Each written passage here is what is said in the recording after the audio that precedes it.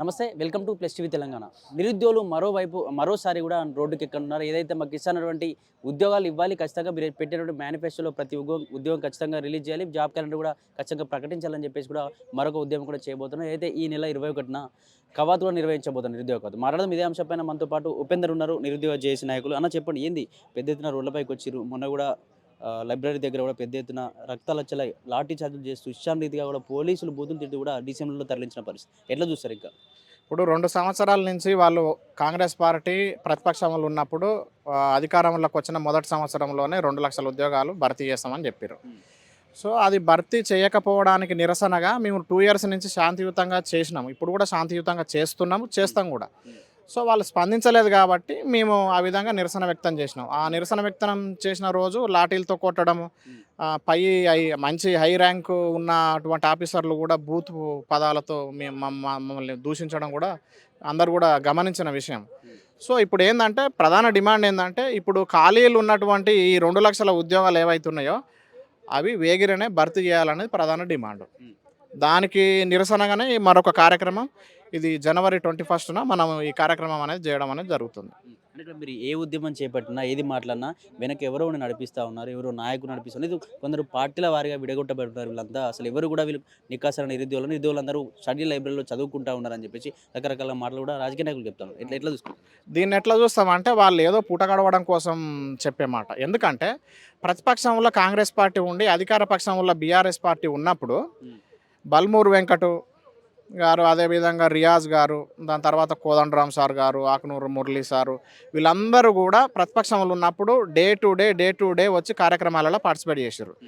వాళ్ళు ఈ రోజు ఉన్న నిరుద్యోగులే ఆ రోజు కూడా వీళ్ళే ఉన్నారు. కానీ ఈరోజు ప్రతిపక్షంలో బీఆర్ఎస్ పార్టీ ఉంది, అధికార పక్షంలో కాంగ్రెస్ పార్టీ ఉంది. కానీ బీఆర్ఎస్ పార్టీ 1% కూడా లేదు ఈ కార్యక్రమాలలో. అంటే అక్కడక్కడ 1-2 సందర్భాలలో ఉంటే 99% లేరు. 99% కాంగ్రెస్ పార్టీ ఉన్నది. ఇప్పుడు మీరు అడిగిన ప్రశ్నకు సమాధానం సింక్ అయిందిగా. మరి దానికేం సమాధానం చెప్తారు? వీళ్ళకి ఏం చెప్తున్నా అంటే సిగ్గుండాలి. అధికార పక్షంలో వాళ్ళు ఉన్నప్పుడు మీకు ఉద్యోగాలు మీ పొట్ట కొడుతురు అని చెప్పి బల్మూరు వెంకటు గారు సెంట్రల్ లైబ్రరీకి వచ్చారు, రియాజ్ గారు సెంట్రల్ లైబ్రరీకి వచ్చారు, కోదండరామ్ సారు సెంట్రల్ లైబ్రరీకి వచ్చారు, అదేవిధంగా ఆకునూరు మురళీ సారు సెంట్రల్ లైబ్రరీకి వచ్చారు. వీళ్ళంతా సంఘ సంస్కర్తలు కదా. మరి వీళ్ళే ఈ రాజా రామ్మోహన్ రాయ్, మరి లేకపోతే ఈ కందుకూరు వీరేశలింగం ఈరోజు సంఘంలో జరుగుతున్న అన్యాయాలను ఎదుర్కోవాలి కదా. వీళ్ళకి అన్యాయమే శత్రువు. మరి ఇప్పుడు కూడా అన్యాయం జరుగుతుంది కదా. అప్పటి నుంచి కూడా ఇప్పటిదాకా జరుగుతుంది కదా. మరి ఎప్పుడు మా పక్షాన్ని ఎందుకు నిలబడతలేరు అంటే వీళ్ళు డబల్ మైండ్ ఉందా, మాకు డబల్ ఎథిక్స్ వాళ్ళకి లేవా, మాకు లేవా? దీనికి ఏం సమాధానం చెప్తారు? ఇది కూడా పాయింటే కదా.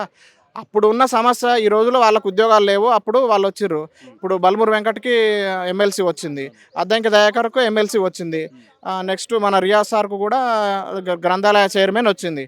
వాళ్ళకు ఉద్యోగాలు లేనప్పుడు అన్యాయం జరుగుతుందని చెప్పి ఈరోజు వాళ్ళకు ఉద్యోగాలు వచ్చినాక అన్యాయం జరుగుతుంటే అన్యాయాన్ని ఎదిరించలేక ఈరోజు మళ్ళీ వాళ్ళు ఫిలాసఫీ చెప్తున్నారంటే ఎథిక్స్ వాళ్ళకు ఉన్నాయా, ట్రాన్స్పరెంట్గా వాళ్ళు ఉన్న నిరుద్యోగులు ఉన్నారా అన్నది very very clear. They should know that. మరి ఇట్లా 21న ఈ నిరుద్యోగ కవాతు విజయవంతం కాబోతుందా? మరి నిజంగా ముందస్తు అరెస్టులు కూడా చేసే పరిస్థితి కూడా ఉండబోతుంది. మరి అయినా కూడా సక్సెస్ఫుల్ కాకపోతే నెక్స్ట్ కార్యాచరణ ఉండబోతుందా? మరి ఇక ఇప్పటి నుంచి ఇప్పటిదాకా అయితే నార్మల్గా ఉన్నది. కానీ ఇప్పుడు భవిష్యత్తులో day by day back to back ఉంటుంది. ఎందుకంటే ఇంటెలిజెన్స్ వాళ్ళు కూడా గతంలో మన మెరుపుదారుణాలు చేస్తే అశోక్ నగర్లో కానీ దిల్సుఖ్ నగర్లో కానీ అంతు చిక్కని విధంగా ఉన్నది. సో రేపు వచ్చేది కూడా నువ్వు ఇంటెలిజెన్స్ వాళ్ళని పెట్టుకున్నా, లేకపోతే ఇంకోనా రా అని పెట్టుకున్నా, ఏది పెట్టుకున్నా కానీ దీన్ని ఆపడం అనేది మీ వల్ల కూడా కాదు. ఎందుకంటే అదొక నార్మల్గా తొలిదశ ఉద్యమం మలిదశ ఉద్యమం ఎట్లా జరిగిందో ఇప్పుడు తొలిదశ ఉద్యమం పార్ట్ 1 అయిపోయింది, పార్ట్ 2. ఎందుకంటే ఇదే బట్టి విక్రమార్క గారు వీళ్ళు క్లియర్గా అసెంబ్లీకి వచ్చి జనవరిలో గ్రూప్ 1 ఉంటుంది, ఫిబ్రవరిలో గ్రూప్ 2 ఉంటుంది, మార్చిలో గ్రూప్ 3, ఇవన్నీ ఉత్తమాటలే కదా. 2,00,000 ఉద్యోగాలు ఇస్తా అని చెప్పి మొదటి సంవత్సరంలో అవన్నీ ఉత్తమాటలే కదా. నిరుద్యోగులకు నిరుద్యోగ భృతి ఇస్తానది ఉత్తమాటలే కదా. దాని తర్వాత 2,500 మహిళలకు ఇస్తానది ఉత్తమాటలే కదా. స్కూటీ ఇస్తానది ఉత్తమాటలే కదా. 4,200 అవన్నీ కూడా ఉత్తమాటలే కదా. సిగ్గు ఉండాలి. ఒక మంచి మంచి పదవులలో ఉండి సిగ్గు లేక, లజ్జ లేక, ఇజ్జత్ లేక, మానవ లేక, మర్యాద లేక, విలువలు లేని పాలిటిక్స్ చేసేటోళ్ళు వీళ్ళు. ఈ మధ్యన నిరుద్యోగులను పేడ్ ఆర్టిస్టులు అంటే కొంతమంది నాయకులు అలా నన్ను చూపిస్తా, వాడు ఒక 5,000 కొడితే ఈ పార్టీలు ఉంటాడు, మళ్ళీ ఒక 6,000 కొడితే వేరే పార్టీలకు పోతాడు. పూట గడవడం కోసం ఈ రాజకీయాలు చేసేటోడు ఒక నికార్సైన రాజకీయాలు తెలియదు, పారదర్శకత అంటే తెలియదు, ఎథిక్స్ ఉండవు, వాల్యూస్ ఉండవు, వీడి ఫిలాసఫీ చెప్తాడు.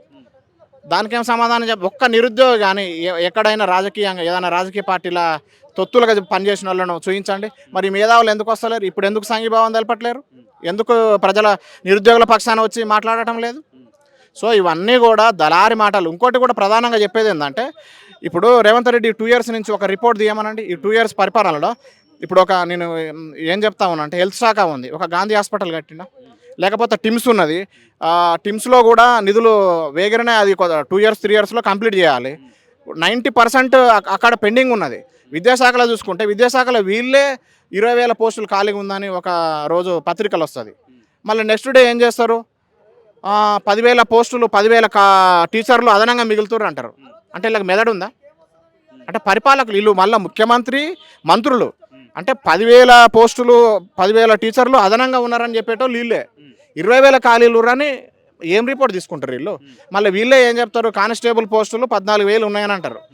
డీజీపీతో కూడా చెప్పిస్తారు. ఒక 4 రోజులైతే మనకు ఆర్థిక శాఖ ఆమోదం తెలుపుతారు, ఆర్థిక శాఖ ఆమోదం తెలిపిన వెంటనే నోటిఫికేషన్ వస్తుందని చెప్తారు. డీజీపీతోనే అబద్ధం చెప్పిస్తారు. వీళ్ళంటే జూటా మాటలు, వీళ్ళు బతికే జూటా మాటలు చెప్తేనే జీవనం కొనసాగుతుంది. ఇప్పుడు అధికారులతో ఎందుకు చెప్పిస్తారు? ఒత్తిడి చేసి టీజీపీఎస్సీ చైర్మన్తో నోటిఫికేషన్లు వస్తుందని చెప్తారు. దాని తర్వాత ఇప్పుడు నోటిఫికేషన్లు రావు, సమయం పడుతుందని చెప్తారు. అంటే ఎక్కడైనా స్పష్టత కనిపిస్తుందా? ఇప్పుడు ఈ 2 సంవత్సరాల నుంచి ఈయన పొడిచింది ఏముందని చెప్తున్నా. ఇప్పుడు అగ్రికల్చర్ సెక్టార్లో ఇంతమందుకు మనది భారతదేశం మొత్తం వల్ల కూడా ఫస్ట్ ప్లేస్లు ఉండే ప్రొడక్షన్లో, ప్రొడక్టివిటీలో. ఈరోజు వెనకబడిపోయింది. ప్రొడక్టివిటీలో కూడా ఫస్ట్ ప్లేస్ ఉండే. అంటే ఈయన ముఖ్యమంత్రి కాకముందుకు ఫస్ట్ ప్లేస్లు ఉన్నాయి, అన్ని 4th ప్లేస్కు, ఎక్స్పోర్ట్లో కూడా 8th ప్లేస్కి వచ్చింది. అంటే ఈయనకు వచ్చినాక అంటే ఆ ఉన్న ర్యాంకులు కూడా ఉండనియలేదు. అంటే ఈయన ఎట్లా సమర్థవంతమైన నాయకుడు? కనీసం ఉన్నది కూడా ఆ స్థిరంగా ఉంచే సమర్థత లేని నాయకుడు అంటే దీన్ని మన స్టేట్ని తీసుకుపోయి నెంబర్ 1 ప్లేస్లో పెడతారంట. ఇప్పుడు డిజిటల్ అక్షరాస్యతలో ఫస్ట్ ప్లేస్ ఉంది కేరళ. మరి మనం వెనకబడి ఉన్నాం, మనం బెటర్గా ఉండాలి కదా. విద్యాశాఖలో ఈయన కదా విద్యాశాఖ బాధ్యత తీసుకుంది. ల్యాండ్ ఇష్యూస్ కూడా మనం చూస్తూ ఉన్నాము, ఎన్ని వైలెన్స్ అవుతున్నాయి. ఇప్పుడు వీళ్ళందరూ కూడా నక్సలైట్లు కాదు కదా, తీవ్రవాదులు కాదు కదా, వీళ్ళందరినీ లాఠీలతో కొట్టిస్తుండు. బజార్ల పొంటి పోతా ఉంటే పరిగెత్తించి కొట్టిస్తూ ఉండు, అరెస్టులు చేస్తుండు, గృహ నిర్బంధం చేస్తూ ఉండు. ఇవన్నీ అవసరమా? దానికి ఏం సమాధానం చెప్తాడు? ఇది ప్రజాపాలన. సో ఇక్కడ ప్రధానంగా ఏంటంటే నోటిఫికేషన్లు అన్నీ కూడా వేగిరనే వేస్తే విలువలు ఉంటాయి, విలువలు లేకపోతే చెప్పులు తీసుకొని కొడతారు. ఇప్పుడు మనం బంగ్లాదేశ్లో చూడలేదా? వాళ్ళంతా ఆయనకంతా పెద్ద లీడర్ ఏం కాదు కదా. ఇప్పుడు దావోస్ పోతుండు, శ్రీధర్ బాబు సార్ లేకపోతే ఈయన కనీసం వాష్రూమ్ కన్నా పోతాడా? అసలు కనీసం కర్సివ్ రైటింగ్లో వాష్రూమ్ ఎక్కడ ఉందని బోర్డు పైన స్విట్జర్లాండ్లో ఉన్న దావోస్ దగ్గర రాస్తే ఎక్కడ పోవాలన్నా కూడా తెలియదు. ఇట్లా ప్రత్యక్షంగా మేము చెప్పాలనుకుంటే ప్రత్యేక ఆరోపణలు చేయాలంటే 100 ఉన్నాయి. అసలు వీళ్ళు ఫిట్ కూడా కాదు. అసలు కనీసం ఒక్కొక్క మంత్రి, ఒక ఆమె పిహెచ్డి చేసింది మంత్రి, కనీసం సింపుల్ ప్రజెంటేషన్స్ కూడా రాదు. వీళ్ళు ఏం చేస్తారు? ఇప్పుడు ఏదైనా ఫినాన్స్ కమిషన్ ఏదైనా నోటీస్ ఇస్తే ఏమైనా ఉంటుందా? ఇవన్నీ కూడా మేము పర్సనల్గా అనవసరం. మేము ఏంటంటే నిరుద్యోగులం, మాకు నోటిఫికేషన్లు కావాలి, ఉద్యోగాలు చదువుకుంటాం. ఉద్యోగాలు మీరు నిజాయితీగా వేస్తే మేము రోడ్ల మీదకి ఎందుకు వస్తాం? నిరసనలు ఎందుకు చేస్తాం? 2 లక్షల ఉద్యోగాలు వేస్తా అన్నది వీళ్ళే కదా. మరి సిగ్గుండాలి కదా, మాట మీద నిలబడాలి కదా. వీళ్ళంతా పూట గడవడం కోసం రాజకీయాలు చేస్తలేరు. ఈ 2 లక్షల నుంచి 2 సంవత్సరాల నుంచి పొడిచింది కూడా ఏం లేదు కదా. ఒక జిఎస్డిపిని ఫినాన్స్ మినిస్టర్ తీసుకుంటే జిఎస్డిపి గ్రోత్ పడిపోయింది, ప్రొడక్షన్ పడిపోయింది, ప్రొడక్టివిటీ పడిపోయింది, సర్వీస్ సెక్టార్ పడిపోయింది, ఫారెన్ డైరెక్ట్ ఇన్వెస్ట్మెంట్స్ పడిపోయినాయి, ఫారెన్ పోర్ట్ఫోలియో ఇన్వెస్ట్మెంట్స్ పడిపోయినాయి, ఇండస్ట్రియల్ సెక్టార్లో micro, medium, small and large ఇండస్ట్రీస్లో మొత్తం కూడా మనకున్న గ్రోత్ రేట్ అనేది పడిపోయింది. సిగ్గు లేకుండా ఇవన్నీ మేమందరం చదువుకుంటున్నాం. వీళ్ళకంటే చదువురాని దద్దమ్మల కింద పిఎల్ రాసిస్తా ఉదే బ్యాచ్. మనం అట్లా కాదు కదా. ప్రతి రిపోర్ట్లో చట్టబద్ధమైన సంస్థలలో రిపోర్ట్లు ఉన్నాయి కదా. మరి దానికి ఏం సమాధానం చెప్తారు? పరిపాలన లేదు. ఇప్పుడు ఇదే బట్టి విక్రమార్క సార్ చట్టసభలకు వచ్చి చెప్పలేదా నోటిఫికేషన్? అది ఎక్కడ పోయింది? ఇప్పుడు ఇదే శ్రీధర్ బాబు వచ్చి చెప్తాడు. ఈ శ్రీధర్ బాబు సార్ ఏం చెప్తాడు? నోటిఫికేషన్లు రావంటాడు. గట్టిగా నిరసనలు చేస్తే తెల్లారు ఏం చేస్తాడు? నోటిఫికేషన్లు వస్తాయి, మిస్అండర్స్టాండింగ్ చేసుకోరు అంటారు. నోటిఫికేషన్లో ఇప్పుడు వేగరనే నోటిఫికేషన్ ఇస్తా అని చెప్పేది డీజీపీ. వాళ్ళ తర్వాత ఖాళీలు లేవంటాడు, తర్వాత ఖాళీలు ఉన్నాయి అంటాడు. ఆర్థిక శాఖ ఆమోదం తెలిపితే మీరు నోటిఫికేషన్ ఇస్తానని చెప్తారు. ఆల్రెడీ ఆర్థిక శాఖ ఆమోదం తెలిపినాయి ఒక 10 శాఖల దాకా ఉన్నాయి. ఇప్పుడు ఫర్ ఎగ్జాంపుల్ మనం చూసుకుంటే డిఎల్ నోటిఫికేషన్ ఉంది, మోడల్ స్కూల్ నోటిఫికేషన్ ఉంది, జేఎల్ నోటిఫికేషన్ ఉంది, జెన్కో నోటిఫికేషన్ ఉన్నాయి. ఇవన్నింటిలో కూడా ఆర్థిక శాఖ ఆమోదం తెలిపింది. 2 సంవత్సరాల నుంచి ఏమనగా ఆపుతుండు? ఇవన్నీ జూటా మాటలు. వీళ్ళకంత సినిమా కూడా లేదు. మీరు ఈ విధంగా ఇదే ఉన్నది అంటే మాత్రం బంగ్లాదేశ్ ఆ మాదిరిన నేపాల్ మాదిరిన ఉంటుంది. ఎందుకంటే వీళ్ళకు సాలరీ వచ్చేదే, మనం సాలరీ ఇస్తే వీళ్ళు బతుకుతారు. నిరుద్యోగుల బతుకులు మీకు అంత మీ జీవితాలు బాగుపడ్డాయి అంటే ప్రజలు మేము ఇప్పుడు ఫర్ ఎగ్జాంపుల్ 2 years నుంచి నోటిఫికేషన్ లేవు. 2 years నుంచి నేను 3 లక్షలు ఖర్చు పెట్టిన యావరేజ్గా. పర్ హెడ్కు ఎవడైనా 2 to 3 lakhs. హాస్టల్ ఫీజులు వీళ్ళు అయ్యా కడతాడా? హాస్టల్ స్టడీ హాల్ల ఫీజులు వీళ్ళు అయ్యా కడతాడా? కాస్మెటిక్స్ కొత్తగా న్యూ బుక్స్ వీళ్ళు ఎవడు కడతాడు? వీళ్ళకి అంత సినిమా కూడా లేదు. వాళ్ళు చెప్తే నమ్మకం కూడా లేదు. ఈ రెస్పెక్ట్ కూడా పోగొట్టుకోకండి. ఈ జూటా మాటలు కూడా తగ్గించుకోండి. వీళ్ళు ఏ శాఖలో ఎన్నెన్ని భర్తీ చేయాలనో పారదర్శకంగా భర్తీ చేస్తే ఉంటుంది. ఇప్పుడు తెలంగాణ ముఖ్యమంత్రి కేసీఆర్ కన్నా ఈయన ఉద్దానుడు అయితే కాదు కదా. ఇప్పుడు ఆయన ఒక మంచి మాస్ పాలిటిక్స్ చేసిండు, అధికారంలో ఉన్నాడు, ఎన్ని పదవులను త్యాగం చేసిండు, ఎన్నో నిర్బంధాలను చేసిండు. ఈయన ఏం నిర్బంధాలు చేసిండు? ఈయన ఒక లీడర్ కూడా కాదు. ఇప్పుడు ఎలక్టెడ్ వేరు, అపాయింటెడ్ వేరు, సెలెక్టెడ్ వేరు. ఎలక్టెడ్ అంటే ఏంది? డైరెక్ట్గా ఎన్నుకున్న వాళ్ళు. సీఎంను డైరెక్ట్గా చాలామందికి తెలుస్తలేదు. సీఎంను డైరెక్ట్గా ఎవరు ఎన్నుకోలేదు, అపాయింట్ చేసిర్రు. ఎవరు చేసిర్రు? కేంద్రంలో ఢిల్లీలో ఉన్నటువంటి వీళ్ళు అధిష్టానం చేసింది పార్టీ నుంచి. ఇప్పుడు అంత పెద్ద మాస్ లీడర్, అంత మేధావి అరిస్టాటిల్ అయితే ఈయనకు అసలు తెలుగుదేశం పార్టీలు ఉన్నప్పుడే ఈయనకు మినిస్టర్ పదవి ఇచ్చేటోడు కదా. ఈయన అంత చతురత ఉన్నోడైతే ఇప్పుడు వేరే దగ్గర కూడా కామారెడ్డిలో కూడా మాస్ లీడర్, గ్లోబల్ లీడర్ అయితే 2 దిక్కులు గెలవాలి కదా. మరి ఎందుకు ఓడిపోయాడు? మరి ఈయన చెప్తా ఉంటాడు, నేను జెడ్పీటీసీని అయినా, ఎంపీ అయినా, ఎమ్మెల్యే అయినా, సీఎం కాలే. సీఎం నువ్వు చేసిర్రు, నిన్ను ఎమ్మెల్యేగా డైరెక్ట్ ఎన్నుకున్నారు. You are not elected as a chief minister, you are elected as a MLA, you are selected, you are appointed as a chief minister. అంతే తప్పితే ఇవన్నీ లెక్కలు తెలవనట్టు. ఇప్పుడు ఇవన్నీ కూడా అవగాహన ఉంది. దయచేసి ఇవన్నీ కూడా ఈ జూటా మాటలు తగ్గించుకోవాలి. 2 సంవత్సరాలు మేము నమ్మినాము.